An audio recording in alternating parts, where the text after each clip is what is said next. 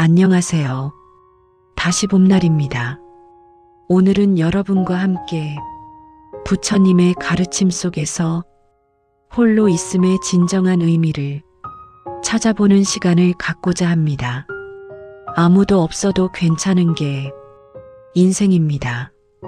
이 말을 처음 들으시면 어떤 생각이 드시나요? 혹시 쓸쓸하다는 느낌이 드시나요? 아니면 외롭다는 생각이 드시나요? 그런데 부처님께서는 이렇게 말씀하셨습니다. 혼자 가고, 혼자 서고, 혼자 쉬며 게으르지 않으니 혼자 자신을 다스리는 이는 숲속에서 즐거움을 얻으리라. 오늘 이 시간 동안 우리는 함께 부처님의 지혜를 통해 혼자라는 것이 얼마나 완전하고 자유로운 상태인지 배워보겠습니다. 제1장, 우리는 왜 외로움을 두려워할까? 현대인의 외로움. 요즘 사람들은 참 많은 관계 속에 살아갑니다. 카카오톡 친구 목록에는 수백 명이 있고 페이스북 친구도 많습니다. 그런데 이상하게도 현대인들은 역사상 가장 외로운 시대를 살고 있다고 합니다. 왜 그럴까요?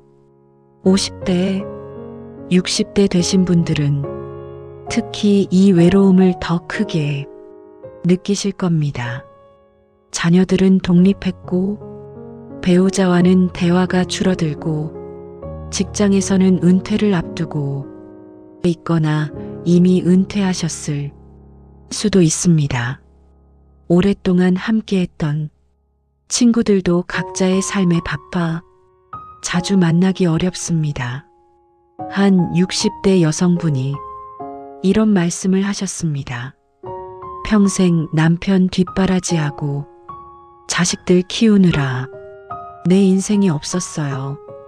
이제 남편은 취미생활하러 나가고 자식들은 연락도 잘 안 하고 나는 뭐지?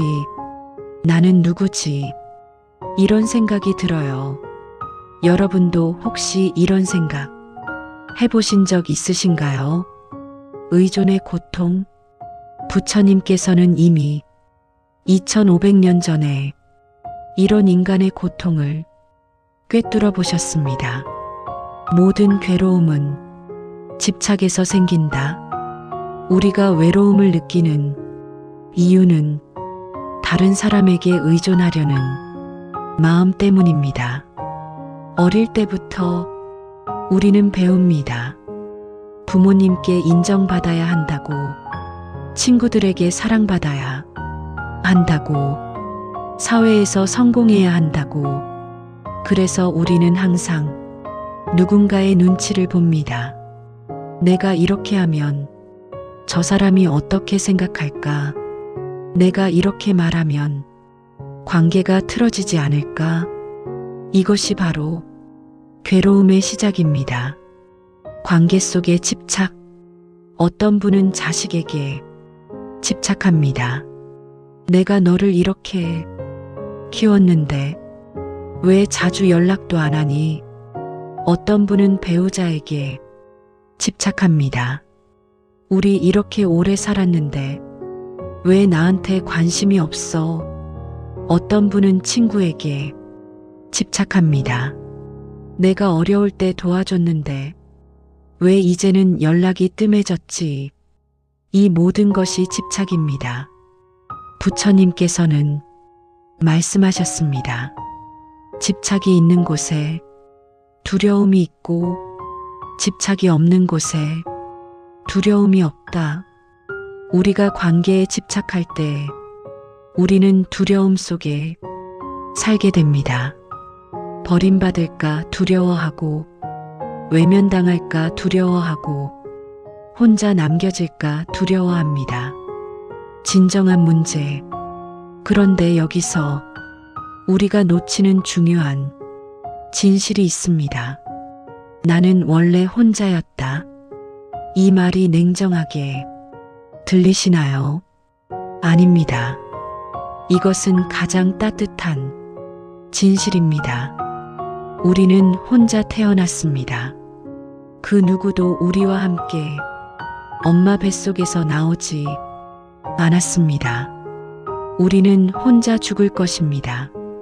그 누구도 우리와 함께 저 세상으로 갈 수 없습니다.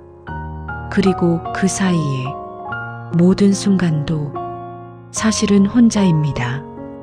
우리의 고통을 다른 사람이 대신 느껴줄 수 없습니다. 우리의 기쁨을 다른 사람이 대신 느껴줄 수 없습니다.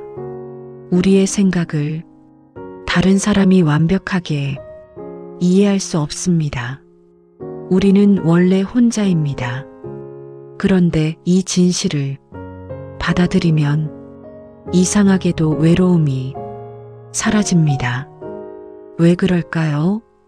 제2장 혼자라는 것의 완전함. 부처님의 깨달음.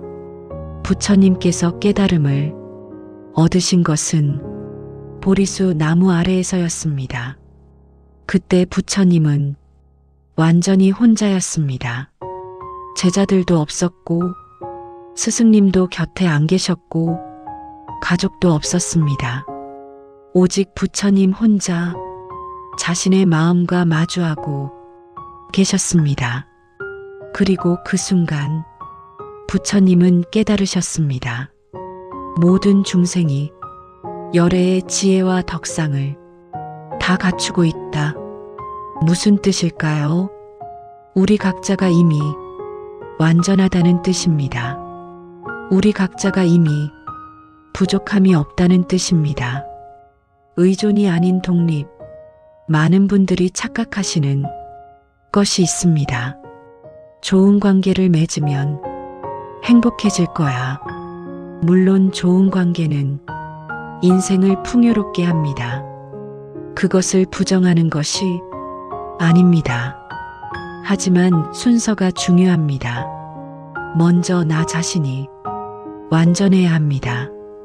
먼저 나 혼자서도 괜찮아야 합니다. 먼저 나 자신과 평화로워야 합니다. 그래야 진정한 관계가 가능합니다. 어떤 분은 이렇게 말씀하십니다. 나는 혼자 있으면 너무 불안해요. 누군가 옆에 있어야 안심이 돼요. 이것은 관계가 아닙니다. 이것은 의존입니다. 의존 관계는 언젠가 무너집니다. 그 사람이 떠나가면 나도 무너집니다. 그 사람이 변하면 나도 흔들립니다. 진정한 자유. 부처님께서는 이렇게 말씀하셨습니다. 자신이야말로 자신의 주인이다. 다른 누가 주인이 될 수 있겠는가? 이 말씀의 의미를 깊이 생각해 보십시오. 나의 행복의 주인은 나입니다. 나의 평화의 주인은 나입니다. 나의 인생의 주인은 나입니다. 배우자가 나를 행복하게 해주는 것이 아닙니다. 자식이 나를 보람차게 해주는 것이 아닙니다. 친구가 나를 즐겁게 해주는 것이 아닙니다. 이 모든 것은 나 자신의 마음에서 나옵니다. 한 노스님의 이야기. 옛날 어느 산속에 홀로 수행하시는 노스님이 계셨습니다. 마을 사람들이 궁금해서 여쭈었습니다.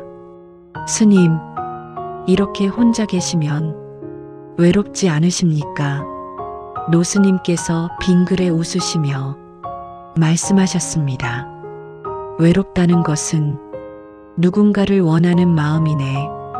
나는 아무것도 원하지 않으니 외로울 것이 없네. 그럼 심심하지 않으세요? 심심하다는 것은 무언가로 마음을 채우려는 것이네.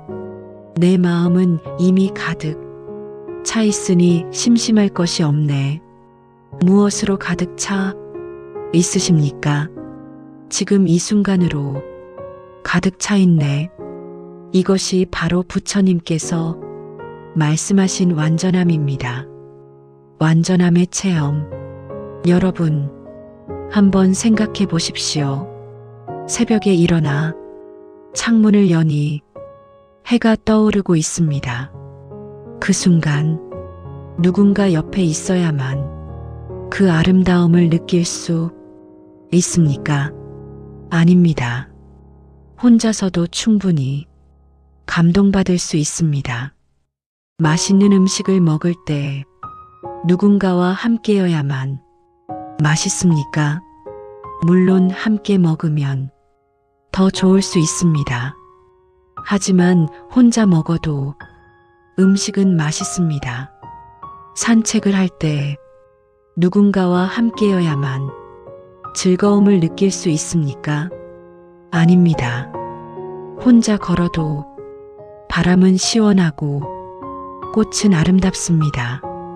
우리의 감각, 우리의 경험, 우리의 존재 자체가 이미 완전합니다. 중요한 깨달음, 여기서 중요한 것은 이것이 관계를 부정하는 것이 아니라는 점입니다. 오히려 반대입니다. 내가 혼자서도 완전할 때, 내가 혼자서도 행복할 때, 내가 혼자서도 평화로울 때, 비로소 진정한 관계가 가능합니다. 그때의 관계는 의존이 아닙니다. 필요가 아닙니다. 집착이 아닙니다. 그것은 나눔입니다. 함께함입니다. 사랑입니다. 부처님께서는 말씀하셨습니다. 자기 자신을 등불로 삼고 자기 자신을 의지처로 삼아라.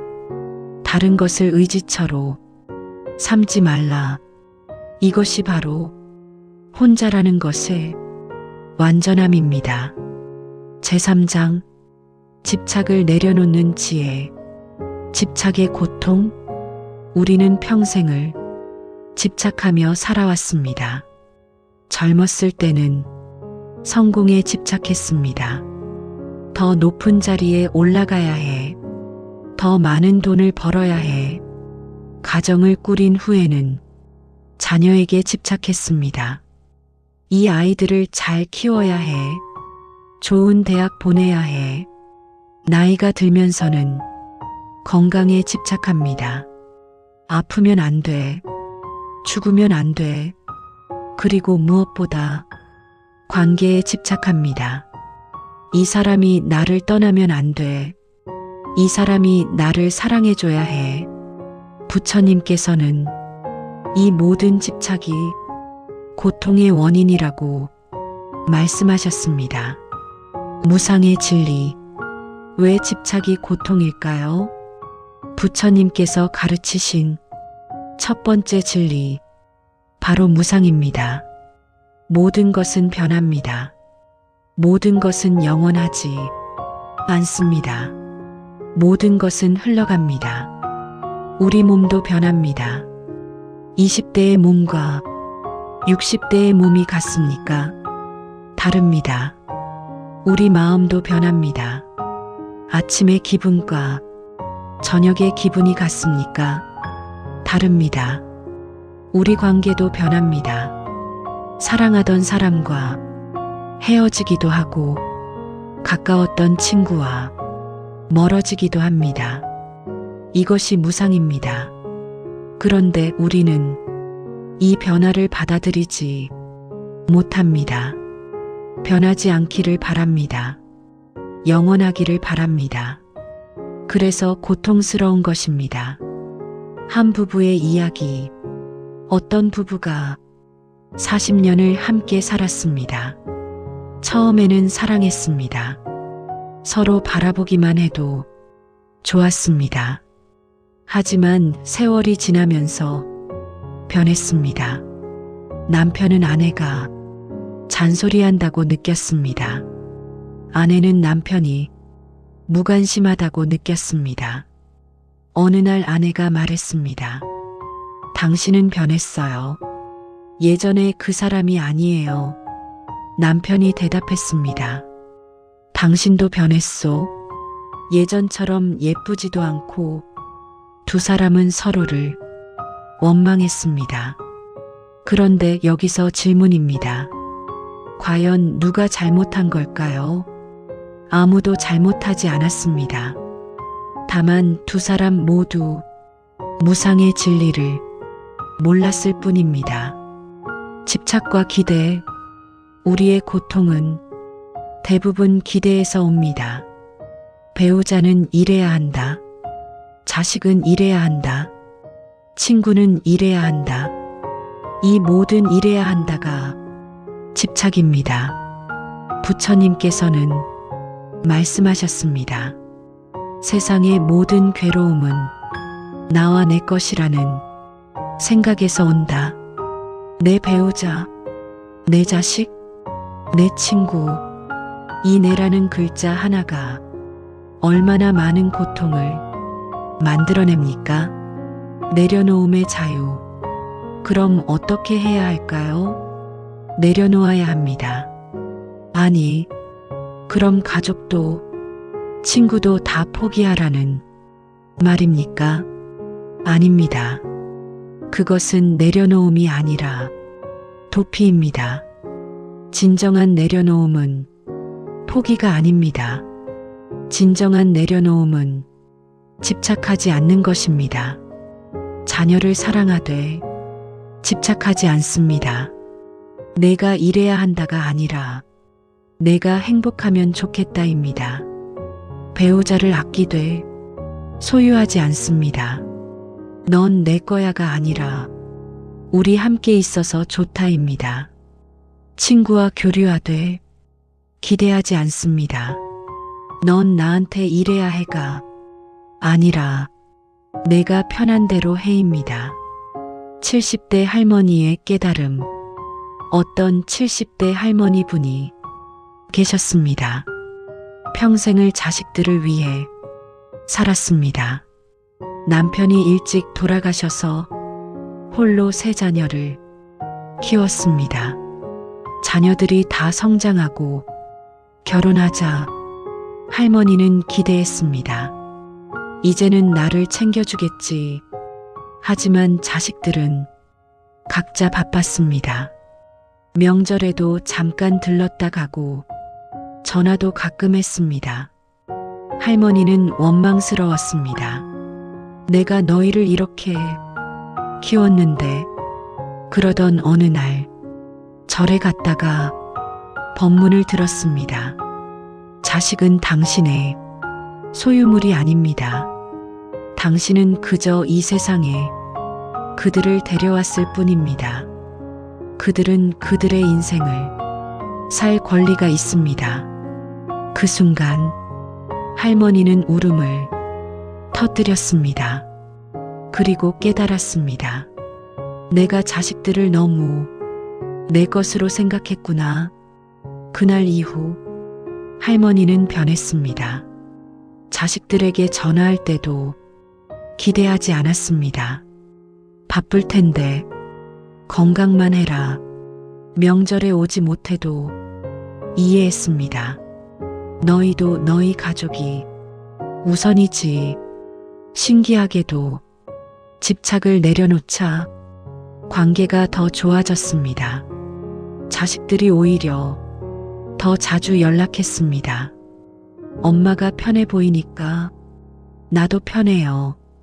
이것이 바로 내려놓음의 자유입니다. 집착 없는 사랑. 부처님께서 가르치신 자비는 집착 없는 사랑입니다.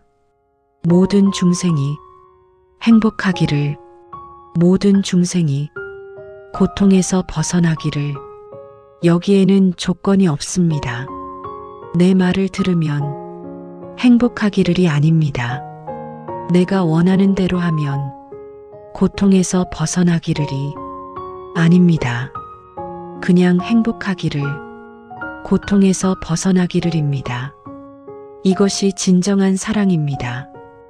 그리고 이런 사랑은 혼자서도 가능합니다. 아니, 오히려 혼자일 때 더 온전하게 가능합니다. 왜냐하면 내가 원하는 것, 내가 기대하는 것이 없기 때문입니다.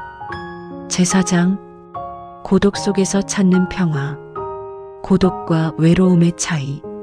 많은 분들이 고독과 외로움을 같은 것으로 생각합니다. 하지만 이 둘은 완전히 다릅니다. 외로움은 누군가를 그리워하는 마음입니다. 누군가 나와 함께 있어줬으면 좋겠다. 하지만 고독은 다릅니다. 고독은 혼자 있음을 즐기는 것입니다. 나는 지금 혼자여도 괜찮다. 아니 좋다. 부처님께서는 고독이 가치를 이렇게 말씀하셨습니다. 고독을 즐기고 마음의 고요함을 즐기는 이는 두려움이 없고 죄악이 없다. 침묵의 힘. 현대인들은 침묵을 두려워합니다. 식당에 가면 음악이 나옵니다. 차에 타면 라디오를 켭니다.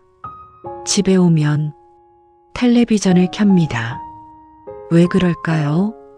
침묵이 무섭기 때문입니다. 혼자 있는 것이 불편하기 때문입니다. 그래서 항상 무언가로 마음을 채우려 합니다.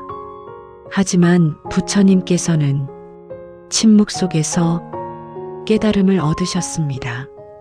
침묵은 소음이 없는 것이 아닙니다. 침묵은 내면의 소리를 들을 수 있는 공간입니다. 한 직장인의 변화. 어떤 50대 직장인이 계셨습니다. 평생을 바쁘게 살았습니다. 회사, 술자리, 가족 행사, 항상 사람들과 함께였습니다. 그런데 정년을 앞두고 불안해지기 시작했습니다. 은퇴하면 뭐 하지? 누구랑 시간을 보내지? 고민 끝에 명상센터를 찾아갔습니다. 처음 3일은 정말 힘들었습니다. 아무 말도 하지 않고 혼자 앉아 있으려니 답답했습니다. 시간이 너무 느리게 갔습니다. 하지만 일주일이 지나자 변화가 일어났습니다. 침묵이 편해졌습니다. 혼자 있는 것이 좋아졌습니다. 그리고 놀라운 경험을 했습니다. 평생 들어보지 못했던 자신의 내면의 소리를 들었습니다. 아, 나는 이런 사람이었구나. 아, 나는 이런 것을 원했구나. 아, 나는 이런 것이 행복이었구나. 50년을 살았지만 그때 처음으로 자신을 알게 되었습니다. 혼자만의 시간. 부처님께서는 제자들에게 이렇게 말씀하셨습니다. 숲으로 가라. 나무 아래 앉아라. 빈집에 들어가라. 명상하라. 이 말씀은 물리적으로 숲에 가라는 뜻만이 아닙니다. 내면의 고요한 공간으로 가라는 뜻입니다. 우리는 하루 중 얼마나 많은 시간을 혼자만의 시간으로 보냅니까? 아침에 일어나자마자 휴대폰을 봅니다. 출근하면서 뉴스를 봅니다. 점심시간에는 동료와 이야기합니다. 퇴근해서는 텔레비전을 봅니다. 자기 전까지 유튜브를 봅니다. 하루 중 단 1분도 온전히 나와 마주하는 시간이 없습니다. 그러니 어떻게 나를 알 수 있겠습니까? 그러니 어떻게 내면의 평화를 찾을 수 있겠습니까? 고독 수행의 실천, 부처님의 가르침을 실천하는 것은 어렵지 않습니다. 하루 10분 혼자만의 시간을 가지십시오.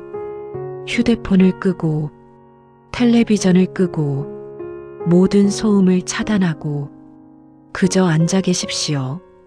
처음에는 불편할 것입니다. 온갖 생각이 떠오를 것입니다. 가만히 있지 못할 것입니다. 그것이 정상입니다. 평생을 바깥을 향해 살았던 마음이 이제 안으로 향하려니 낯선 것입니다. 하지만 계속하십시오. 일주일, 한 달, 석 달, 어느 순간 변화를 느끼실 것입니다. 그 10분이 하루 중 가장 평화로운 시간이 될 것입니다. 그 10분이 하루 중 가장 기다려지는 시간이 될 것입니다. 고독의 선물. 고독은 우리에게 많은 선물을 줍니다. 첫째, 자기 자신을 알게 됩니다. 진정으로 내가 누구인지, 무엇을 원하는지, 무엇이 중요한지 알게 됩니다. 둘째, 내면의 평화를 얻습니다. 다른 사람의 인정이 필요 없습니다. 다른 사람의 평가가 중요하지 않습니다. 나는 그냥 나로서 괜찮습니다. 셋째, 진정한 자유를 얻습니다. 누군가에게 의존하지 않습니다. 누군가의 눈치를 보지 않습니다. 온전히 나의 삶을 살 수 있습니다. 부처님께서는 말씀하셨습니다. 혼자 있기를 즐기는 이는 세상의 즐거움보다 더 큰 즐거움을 얻는다. 제5장 내면의 평화를 키우는 수행. 사성제의 가르침. 부처님께서는 첫 설법에서 사성제를 말씀하셨습니다. 고성제, 괴로움이 있다. 집성제, 괴로움의 원인이 있다. 멸성제, 괴로움을 끝낼 수 있다. 도성제, 괴로움을 끝내는 길이 있다. 우리가 외롭고 불안한 것, 이것이 괴로움입니다. 이 괴로움의 원인은 집착입니다. 그리고 이 괴로움을 끝낼 수 있습니다. 그 방법이 바로 팔정도입니다. 정견, 올바르게 보기. 첫 번째 수행은 정견, 올바르게 보는 것입니다. 나는 혼자다를 올바르게 보십시오. 이것은 비관적인 것이 아닙니다. 이것은 현실을 있는 그대로 보는 것입니다. 우리는 독립된 존재입니다. 우리는 완전한 존재입니다. 다른 누구도 나를 완성시켜주지 못합니다. 다른 누구도 나를 행복하게 해주지 못합니다. 나의 행복은 나에게 달려 있습니다. 이것이 정견입니다. 정사유, 올바르게 생각하기. 두 번째 수행은 정사유, 올바르게 생각하는 것입니다. 부정적인 생각을 버리십시오. 나는 쓸모없는 사람이야. 아무도 나를 사랑하지 않아. 나는 혼자야 외로워. 이런 생각들이 떠오를 때 알아차리십시오. 그리고 바꾸십시오. 나는 가치 있는 사람이다. 나는 스스로를 사랑한다. 나는 혼자다 자유롭다. 생각이 바뀌면 감정이 바뀝니다. 감정이 바뀌면 행동이 바뀝니다. 행동이 바뀌면 인생이 바뀝니다. 정어, 올바르게 말하기. 세 번째 수행은 정어, 올바르게 말하는 것입니다. 자기 자신에게 하는 말을 주의하십시오. 많은 분들이 자신에게 가혹한 말을 합니다. 나는 왜 이렇게 못났을까? 나는 항상 실패해. 나는 사랑받을 자격이 없어. 이런 말들이 우리의 삶을 만듭니다. 대신 이렇게 말하십시오. 나는 충분히 잘하고 있다. 실패는 배움의 기회다. 나는 사랑받을 자격이 있다. 그리고 다른 사람에 대해서도 올바르게 말하십시오. 험담하지 마십시오. 비난하지 마십시오. 거짓말하지 마십시오. 말은 씨앗입니다. 좋은 씨앗을 뿌리면 좋은 열매가 맺힙니다. 정념, 올바르게 기억하기. 네 번째 수행은 정념, 올바르게 기억하는 것입니다. 우리는 자주 과거에 갇힙니다. 그때 그 사람이 나한테 그랬어. 그때 내가 그렇게 하지 말았어야 했는데 과거는 이미 지나갔습니다. 과거를 바꿀 수는 없습니다. 하지만 과거를 바라보는 시각은 바꿀 수 있습니다. 그때의 경험이 나를 성장시켰습니다. 그때의 고통이 나를 강하게 만들었습니다. 그때의 이별이 나를 자유롭게 했습니다.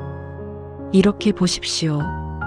그리고 지금 이 순간에 충실하십시오. 과거도 아니고 미래도 아닌 바로 지금 이 순간, 숨을 쉬고 있는 이 순간, 살아있는 이 순간, 이것이 정념입니다. 정정진, 올바른 노력. 다섯 번째 수행은 정정진, 올바른 노력입니다. 변화는 하루아침에 일어나지 않습니다. 평생을 타인에게 의존하며 살았다면 독립적인 사람이 되는데 시간이 걸립니다. 평생을 외로움을 두려워했다면 고독을 즐기게 되는데 시간이 걸립니다. 하지만 포기하지 마십시오. 매일 조금씩 수행하십시오. 하루 10분 명상하십시오. 하루 한 번 자신에게 좋은 말을 하십시오. 하루 한 가지 감사한 일을 찾으십시오. 작은 노력들이 모여 큰 변화를 만듭니다. 부처님께서도 단번에 깨달음을 얻으신 것이 아닙니다. 6년간의 고행과 수행 끝에 깨달음을 얻으셨습니다. 80세 할아버지의 수행, 어떤 80세 할아버지가 계셨습니다. 배우자가 돌아가신 후 극심한 외로움에 시달렸습니다. 60년을 함께 살았는데 어떻게 혼자 살아? 자식들이 같이 살자고 했지만 거절했습니다. 자식들에게 짐이 되고 싶지 않았습니다. 하지만 혼자 있는 것이 너무 힘들었습니다. 그러던 중 동네 절의 새벽 예불에 나가기 시작했습니다. 처음에는 그저 시간을 보내기 위해서였습니다. 집에 혼자 있는 것보다는 나았습니다.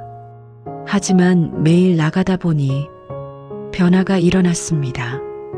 새벽 4시에 일어나 절에 가는 것이 습관이 되었습니다. 예불을 드리고 30분간 명상을 했습니다. 그리고 집에 돌아와 간단한 아침을 먹고 산책을 나갔습니다. 3개월쯤 지나자 놀라운 일이 일어났습니다. 외로움이 사라졌습니다. 아니, 정확히 말하면 외로움이 있어도 괜찮아졌습니다. 아, 나는 지금 혼자구나. 그런데 이것도 나쁘지 않네. 할아버지는 이제 85세가 되셨는데 여전히 혼자 살고 계십니다. 그런데 자식들이 말합니다. 아버지가 혼자 사시는데 우리보다 더 행복해 보여요. 이것이 바로 정정진의 힘입니다. 지금 시작하기. 나이는 중요하지 않습니다. 50대든 60대든 70대든 80대든 지금 이 순간부터 시작할 수 있습니다. 나는 너무 늙었어. 이제 변할 수 없어. 이것은 핑계입니다. 부처님께서는 말씀하셨습니다. 과거는 이미 지나갔고 미래는 아직 오지 않았다.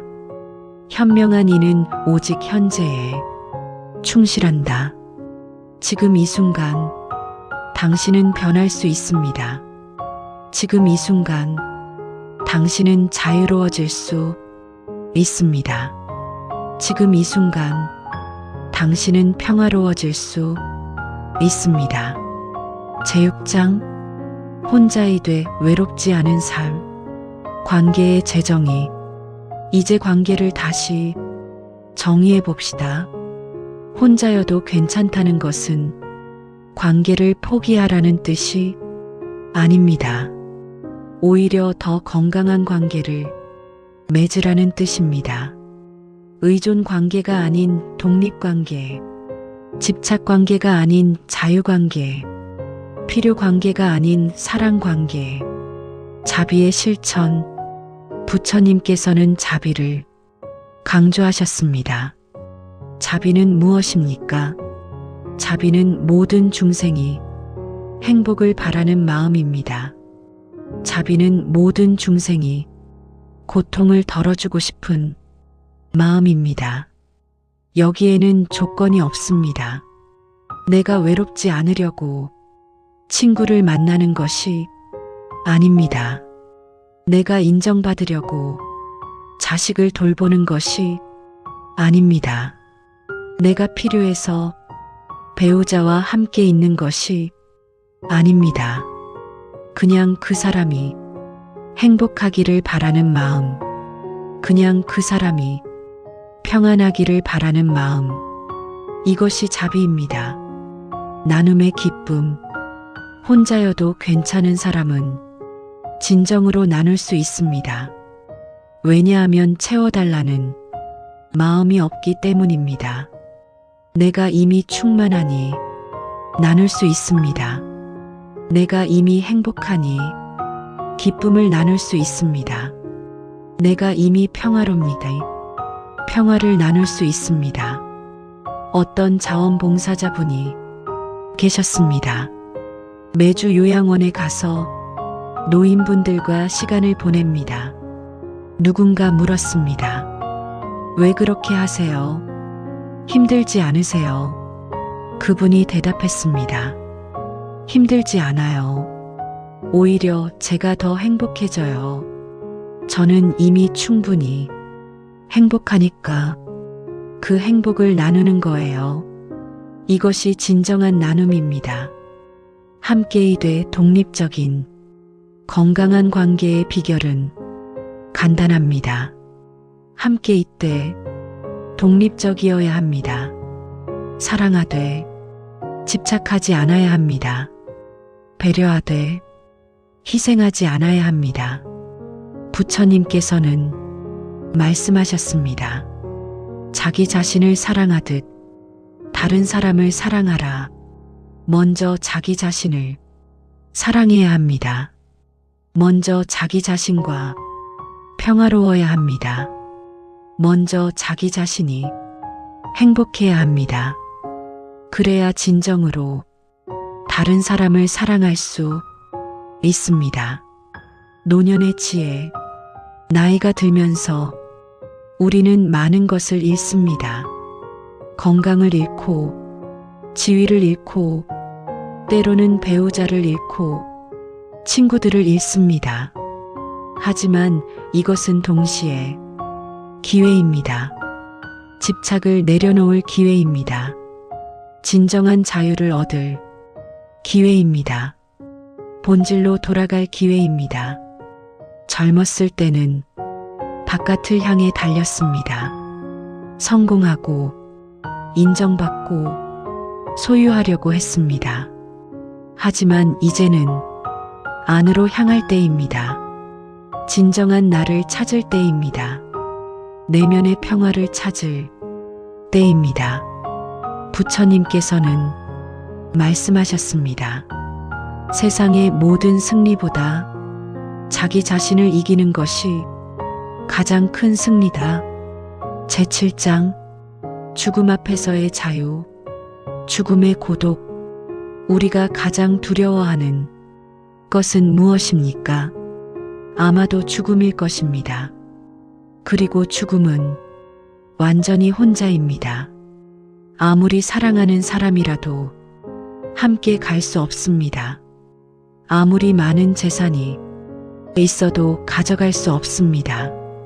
아무리 높은 지위가 있어도 소용없습니다. 완전히 혼자입니다. 부처님의 가르침. 부처님께서는 죽음에 대해 이렇게 말씀하셨습니다. 태어난 자는 반드시 죽는다. 이것을 피할 수 있는 자는 아무도 없다. 이것은 무서운 말이 아닙니다. 이것은 진실입니다. 그리고 이 진실을 받아들일 때 우리는 비로소 자유로워집니다. 한 노스님의 열반. 어떤 노스님께서 열반에 드실 때였습니다. 제자들이 둘러싸고 슬퍼했습니다. 노스님께서 제자들에게 말씀하셨습니다. 왜 우느냐? 나는 평생 이 순간을 준비해왔다. 나는 지금 자유로워진다. 슬퍼할 것이 없다. 그리고 고요히 눈을 감으셨습니다. 제자들은 깨달았습니다. 스승님은 죽음을 두려워하지 않으셨습니다. 스승님은 이미 혼자임을 받아들이셨습니다. 지금 이 순간을 살기. 우리는 언제 죽을지 모릅니다. 내일일 수도 있고 10년 후일 수도 있고 30년 후일 수도 있습니다. 하지만 확실한 것은 언젠가는 죽는다는 것입니다. 그렇다면 어떻게 살아야 할까요? 부처님께서는 말씀하셨습니다. 마치 내일 죽을 것처럼 오늘을 살아라. 후회하지 않게 살아야 합니다. 집착하지 않게 살아야 합니다. 지금 이 순간을 충실하게 살아야 합니다. 죽음을 준비하는 삶. 죽음을 준비한다는 것은 무슨 뜻일까요? 장례를 준비하라는 뜻이 아닙니다.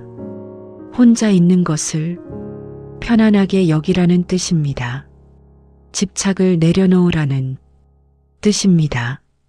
내면의 평화를 찾으라는 뜻입니다. 그러면 언제 죽음이 와도 두렵지 않습니다. 왜냐하면 이미 혼자임을 받아들였기 때문입니다. 왜냐하면 이미 모든 것을 내려놓았기 때문입니다. 왜냐하면 이미 평화롭기 때문입니다. 제8장 오늘부터 시작하는 실천. 구체적인 실천 방법. 이제 구체적으로 무엇을 할 수 있을까요? 첫째, 매일 10분 명상하십시오. 방법은 간단합니다. 조용한 곳에 앉으십시오. 눈을 감으십시오. 호흡을 느끼십시오. 들숨에 나는 날숨에 평화롭다. 이렇게 10분만 하십시오. 둘째, 혼자만의 시간을 가지십시오. 일주일에 한 번 혼자 뭔가를 하십시오. 혼자 영화를 보거나 혼자 식사를 하거나 혼자 산책을 하십시오. 처음에는 어색할 것입니다. 하지만 계속하면 편해집니다. 셋째, 감사 일기를 쓰십시오. 매일 자기 전에 오늘 감사한 일 3가지를 적으십시오. 오늘 날씨가 좋았다. 오늘 맛있는 식사를 했다. 오늘 건강하게 살았다. 이렇게 간단한 것으로 충분합니다. 넷째, 자기 자신에게 좋은 말을 하십시오. 거울을 보며 말하십시오. 나는 소중한 사람이다. 나는 사랑받을 자격이 있다. 나는 혼자여도 괜찮다. 처음에는 이상할 것입니다. 하지만 계속하면 믿게 됩니다. 다섯째, 집착을 하나씩 내려놓으십시오. 오늘은 자식에 대한 기대를 내려놓으십시오. 내일은 배우자에 대한 불평을 내려놓으십시오. 모레는 과거에 대한 후회를 내려놓으십시오. 하루에 하나씩만 내려놓아도 1년이면 365가지를 내려놓을 수 있습니다. 작은 변화의 힘, 이 모든 것이 작아 보일 수 있습니다. 이렇게 작은 것으로 뭐가 달라지겠어? 하지만 부처님께서는 말씀하셨습니다. 물방울이 모여 큰 바다를 이룬다. 작은 실천이 모여 큰 변화를 만듭니다. 지속의 중요성, 중요한 것은 지속입니다. 하루 이틀하고 그만두면 소용없습니다. 매일, 매일, 매일, 비가 와도, 눈이 와도, 아파도, 바빠도 매일 조금씩 실천하십시오. 그러면 어느새 변화를 느끼실 것입니다. 클로징, 마무리 말씀. 오늘 우리는 함께 부처님의 가르침을 통해 혼자라는 것의 의미를 배웠습니다.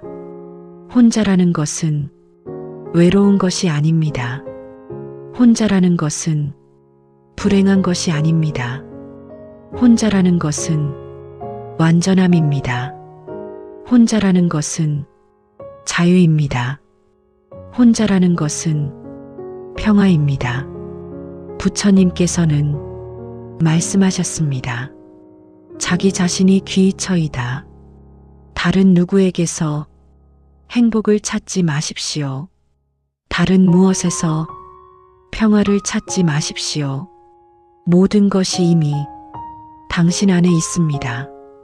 축원, 이 법문을 들으신 모든 분들께 축원합니다. 혼자여도 외롭지 않고 혼자여도 불안하지 않으며 혼자여도 행복하시길, 내면의 평화를 찾으시고 진정한 자유를 누리시길, 모든 중생이 고통에서 벗어나 행복하기를 바랍니다. 마지막 당부, 기억하십시오. 아무도 없어도 괜찮은 게 인생입니다. 이것은 체념이 아닙니다. 이것은 해탈입니다. 이것은 포기가 아닙니다. 이것은 자유입니다. 이것은 외로움이 아닙니다. 이것은 완전함입니다. 오늘부터 시작하십시오. 작은 것부터 시작하십시오. 매일 실천하십시오. 그러면 어느새 당신은 변해 있을 것입니다. 아무도 없어도 괜찮은, 아니, 아무도 없어도 행복한 그런 사람이 되어 있을 것입니다. 감사합니다. 끝맺는 음악과 함께 나무 석가모니불, 나무 석가모니불, 나무 석가모니불. 모든 중생이 행복하기를, 모든 중생이 평화롭기를, 모든 중생이 자유롭기를